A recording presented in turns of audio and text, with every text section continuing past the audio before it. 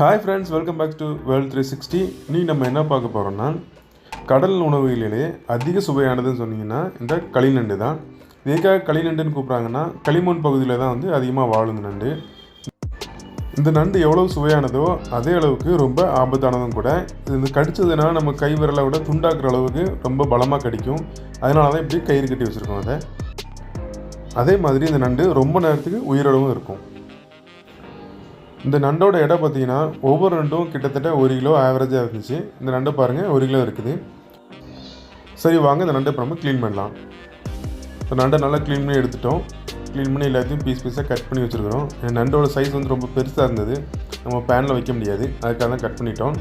So இதில் வந்து உப்பு, வத்தத்தூள், மஞ்சள் தூள், தேவைப்பட்டால் இஞ்சி பூண்டு விழுதும் நீங்கள் வந்து சேர்த்து நல்லா மிக்ஸ் பண்ணி வச்சுக்கோங்க. மசாலா தடவி ஒரு அரை மணி நேரம் நல்லா ஊற வச்சுக்கோங்க. ஏன்னா நண்டில் வந்து மசாலா அவ்வளோ சீக்கிரத்தில் ஏறாது. நல்லா உள்ளே வெளியில் எல்லா பக்கமும் நல்லா ஈவனாக மசாலா தடவிக்கோங்க. ஒரு அரை மணி நேரம் ஊறிச்சுன்னா மசாலா கொஞ்சம் ஏறும்.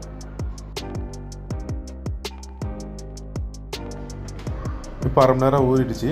நம்ம இந்த நண்டை வந்து தணலில் வந்து கிரில் பண்ணலை, நம்ம பேனில் தான் கிரில் பண்ண போகிறோம். எதுக்காகனா, தணலில் கிரில் பண்ணிங்கன்னா அதில் உள்ள ஜூஸியான எல்லாமே வந்து வெளியே போயிடும். அதுக்காக நம்ம வந்து பேனில் வந்து கிரில் பண்ணுறோம். இது வந்து ஒரு கிரில் பேன்.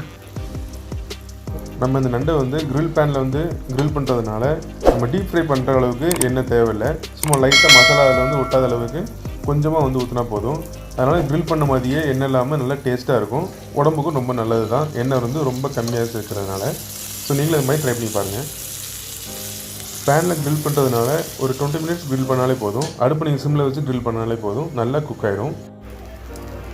இப்போ 2 சைடுமே நல்லா திருப்பி போட்டு நல்லா ஈவனாக குக் ஆகிருக்கு. பாருங்கள் எப்படி மசாலா நல்லா உள்ளே சேர்ந்துருக்குன்னு. இப்போ நம்ம இதை எடுத்துடலாம்.